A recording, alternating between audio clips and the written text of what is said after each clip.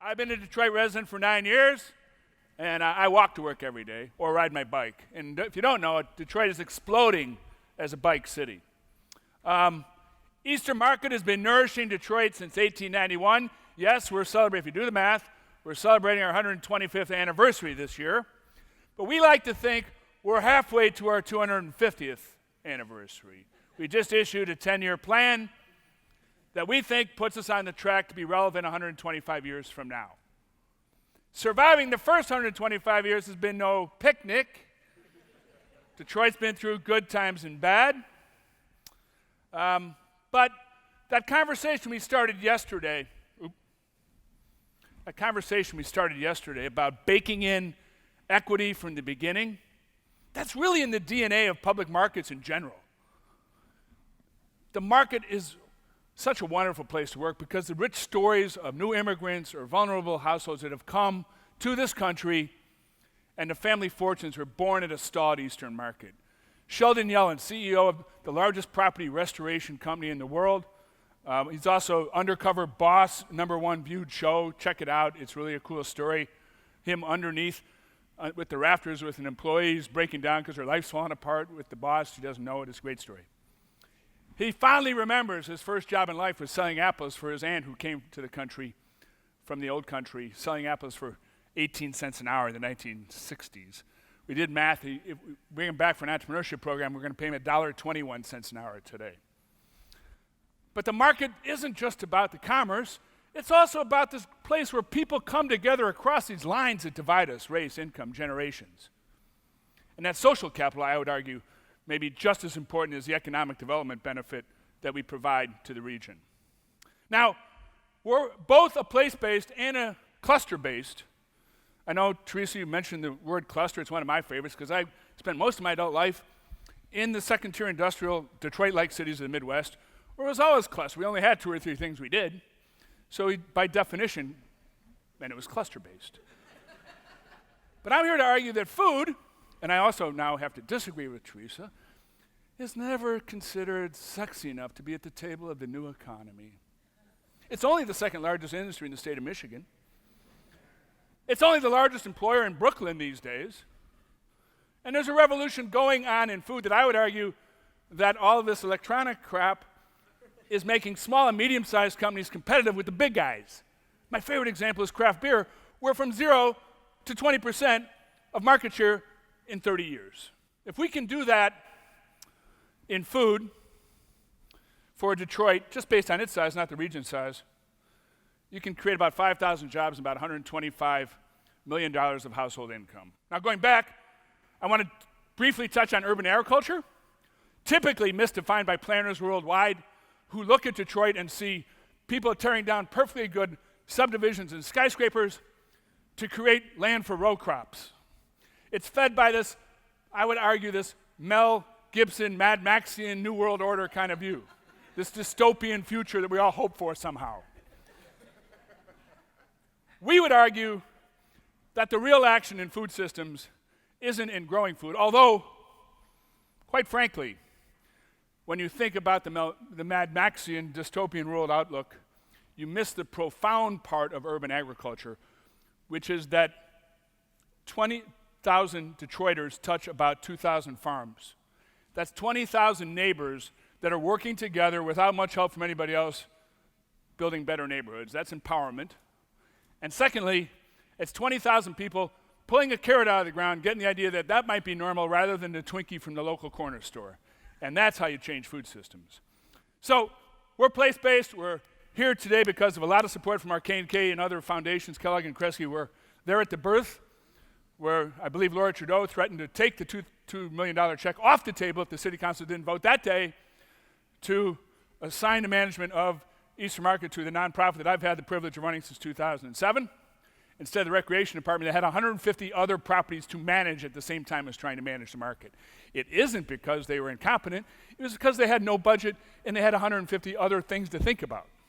So, since 2007, about $17 million invested in infrastructure at the market. Our first project started prior to the 2008 meltdown, and I'll never forget our lower income customers looked at me and accused us of causing food prices to go up because we were fixing the market. If you remember, before the 2008, commodity prices were up across the board.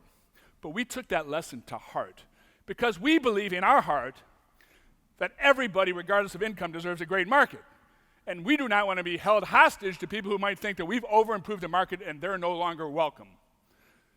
That, ladies and gentlemen, is the key question of our new 10-year strategy plan. And you could argue that maybe we've spent $17 million and we haven't reached the critical mass of making poor people feel unwelcome. So what are we going to do to stop that? What are we going to do to encourage everybody to continue to feel welcome? So if you've ever been to an Easter market on a Saturday when it's warm, you'll know that it's one of the most unique, pleasurable experiences in North America. 40,000 people come, rub shoulders together, and have a great time. Buy some produce, buy some food.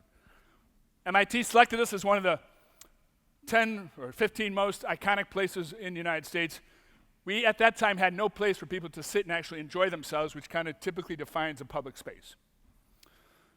We were recognized for that economic democracy where everybody is included, as producer, as consumer, as grower, as buyer. So we did add a plaza area, and this year, with support from Carol before she fled, the Knight Foundation are deploying an innovative mobile placemaking unit. More about that later. But we think the action isn't in urban agriculture growing the food as much as in all that specialty niche food processors where new technology gives them the ability to compete with the big companies. So we've had, since 2007, prior the city didn't allow the sale of fruits and vegetables, only allowed the sale of fruits and vegetables, not food products. We have about 175 Detroit-based food companies that want to come to market, and about another 100, 125 who want to find a place to make their product and bring it to market. And the secret, I think, of providing a wraparound set of ecosystem supports for entrepreneurs is to meet them where they're at. So if they're capable of expanding and growing and desirous of that, we can help them with the boys who start out like, actually the opposite of Kresge. They start out in Troy and mom and dad's back porch, and now they're in a former auto parts plant with 30 employees packing pickles for sale worldwide. We also have helped Donnie and Alan Love, who made a bad retirement investment decision in a frozen custard stand on the west side of Detroit, but they were able to reprogram their business, use the kitchen at the custard stand to start baking custard pies, bring them to market, and now their retirement savings are growing again. Great lifestyle business example. Meet people where they're at. Now, Wendy and several others in the room, and Tony, were dispatched to Torino, Italy, when Fiat merged with Chrysler so that we could form a sister city relationship. And we did, in fact, manage to have a little bit of fun around all those serious meetings we had to go to. The takeaway from the Italian markets in Torino, the Torino markets, they were a fantastic set of transient markets, 40-ish of them. More than 50% of the soft goods that close, even the ties that I don't like to wear, are sold at their transient public markets. And when you think about that, it's testimony to the Italian embracement of what? The underground, soft, or informal economy, which in this country is growing far more fast than the formal economy since 2008, and which in Detroit went through what the country went through in 2008 about 1980. So we launched this Sunday market thinking that there might be a lot of products from Detroit neighborhoods that weren't food that people could take advantage of as fabulous 5-block city market. Sure enough, 200 vendors, we should be over 250 this year. We had a meeting this morning, I couldn't attend. 100 Sunday vendors showed up to promote the new market, and more than 50% of them are from the city of Detroit, and about 48% of them are people of color. Our farmers, unfortunately, still come from the region. They're mostly white. Our food makers are a pretty good mix of races. And we've done a lot of programs to try to reach out to food entrepreneurs, which I think account for about a third of total entrepreneurship in many cities, including Detroit. We've developed a whole program of shared use kitchens and processing facilities to help accelerate the growth, particularly of food entrepreneurs from low-income neighborhoods. But the market is a hot place for small businesses, 600 different businesses between the vendors at the market and the merchants around the market. We're a very authentic working food district place. We have old line businesses. We have our incoming organic growth of cool barista kind of hangouts, a few lofts sprinkled in the mix, more coming, because we still stand as a working food district because of the failure of Detroit's real estate over the last 50 years. That same investment wave has wiped out our competitors nationwide, whether it's the meatpacking district in New York or the Fulton Market area in Chicago. Used to be a lot more like Eastern Market.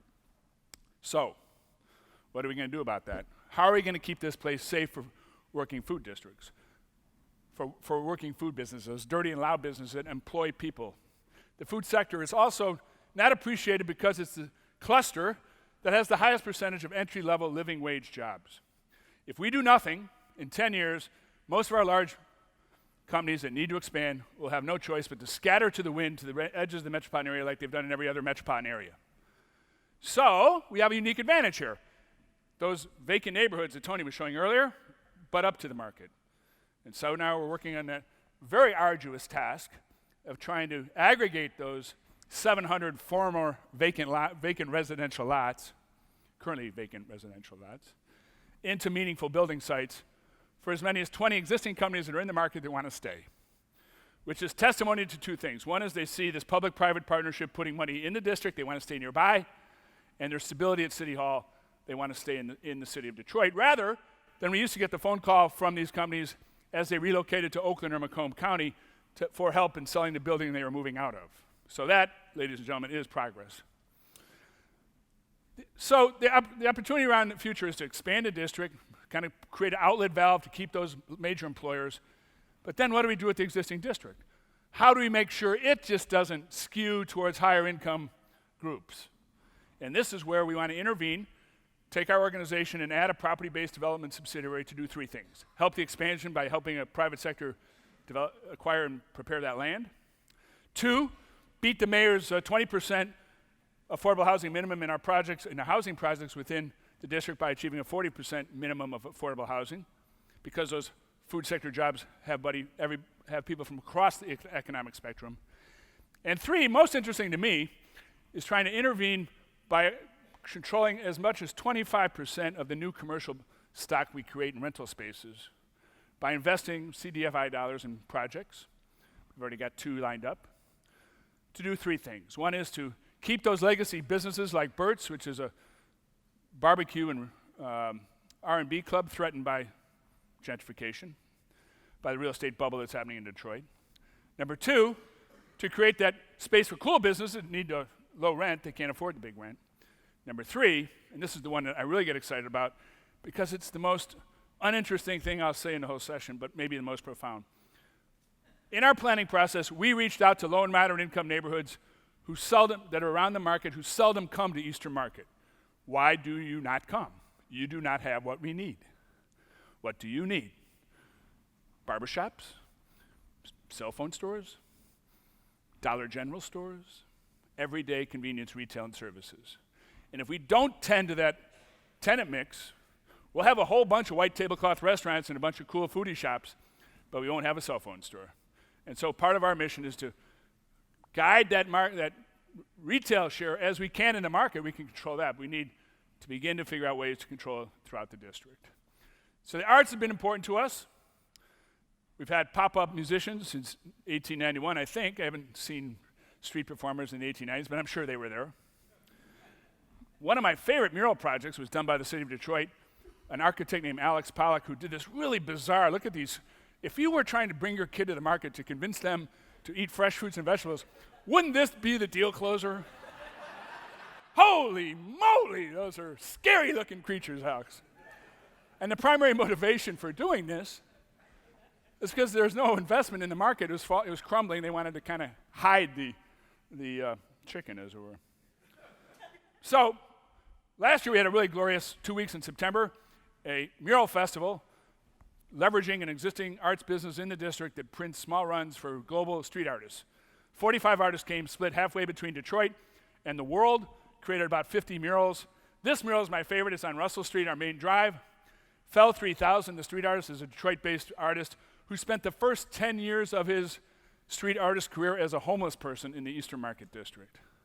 It's really a great story, and a pretty good mural, too.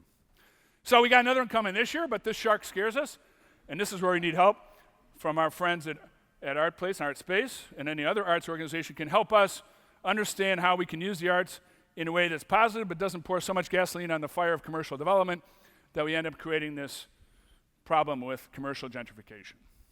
So I'll be looking for help there. Lastly, this is a big area, and it's a collection of really cool spaces. This is the DeQuinter Cut. It used to be the site of an Underground Railroad line. It used to be a French ribbon farm. It used to be the Grand Trunk Railroad when it was really industrial heyday of Detroit. This is how it's looked for the last 20 years, where pheasants and street artists practicing graffiti outnumbered economic commerce. It opened up last Friday as a second phase of the DeQuinter Cut, a greenway system that connects with another greenway system called the Midtown Loop, connecting Eastern Market back to the neighborhoods that's been cut off for 50 years that are nearby the market from urban renewal and from freeway projects. We're pretty excited about it. But this is the vision for the future, and you have to bake in equity to all of these things. This is how we think we can integrate clean, light industrial space as a template into mixed-use neighborhoods where anybody in this room or any Detroit resident wouldn't mind living across the street from light industrial uses. It's a planning challenge, but if we're going to be equitable and trying to figure out how to give everybody the opportunity to walk to work, which I believe, as I started the conversation around, is the greatest household wealth builder imaginable, especially if you know the insurance rates for cars in Detroit. The car, you can give people the car, and a low-income person can't afford to keep the car and keep their insurance.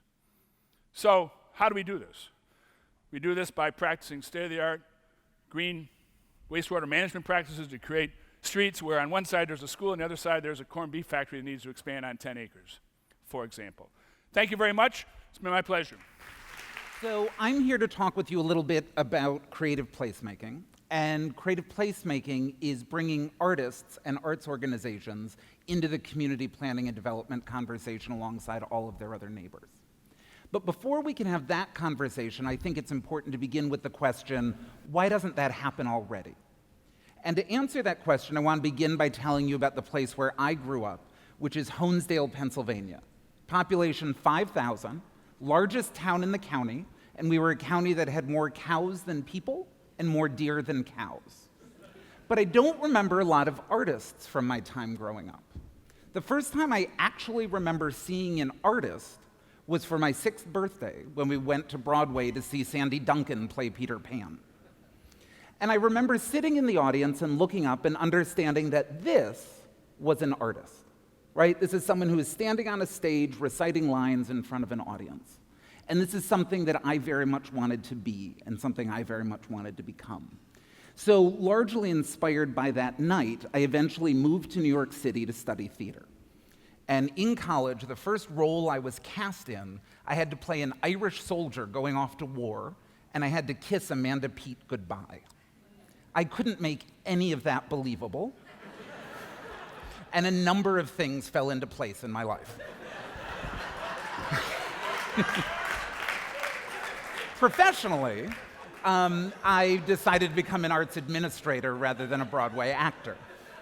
And I spent my life thinking about how artists and how arts organizations operated. So that night on Broadway was really important because it's what directly led me to ArtPlace. But what I didn't realize for about 30 years was the wrong lesson that night had taught me. That night taught me that artists are people who live far away, that artists are other, that they're foreign, that they're not people who live in Honesdale. And I've seen this happen all across the country. A couple of summers ago, I was lucky enough to be moderating a panel in Aspen at the Aspen Ideas Festival.